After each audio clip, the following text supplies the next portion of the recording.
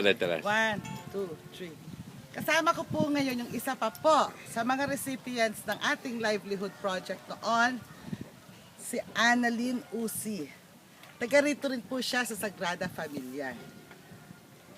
Aling Annalyn, ano po yung natanggap ninyong livelihood project noon sa Rainy Kibo, sa RCCP at saka po sa RC Ashikaga nung po nag-World Community Service kami last November? Nakairam po kami ng puunan na ginawa ko pong pambulos ng similyang bangus para po magkabulos po yung palaisdaan namin kahit bangus lang po yung nabulos namin na magiging pagka lumaki po yun magiging magkakasobra pa po kami pagka nakabenta po kami.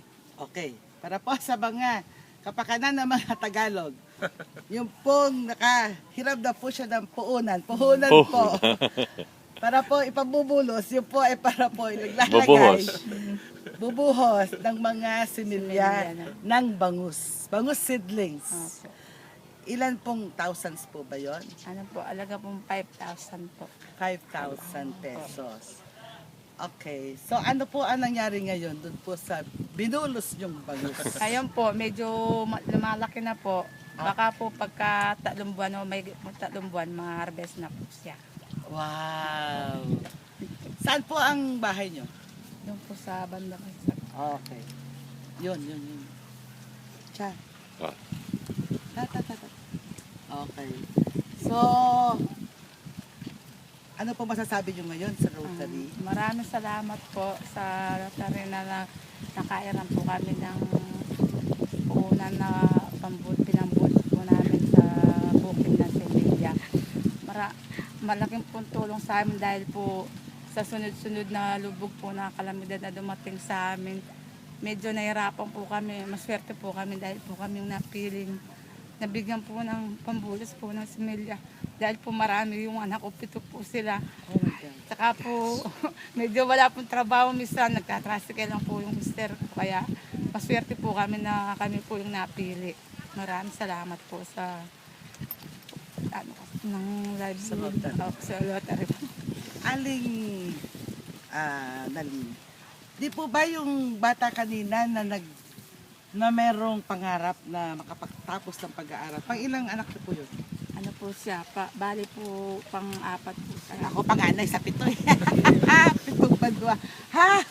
Okay, so siya po yung pang-4 sa 7 anak nyo. Opo. At narinig ko po kanina, first owner po siya. Opo, 2 po yung first owner sa anak kong Mga nag-aaral. anak nyo. Ay, ang swerte. Magagaling po silang mag-aaral kahit Ay, kaso ang nga po, sarap. mahirap lang po yung buhay. Kaya Parang ako po, first owner din po ako nun eh. Ang sarap. kaya yung nung Kaya yung minsan, nanay ko rin po, tsaka tatay ko, maswerte rin po. Mula grade 1 hanggang grade 6 po, wala akong bayad sa tuition, joke.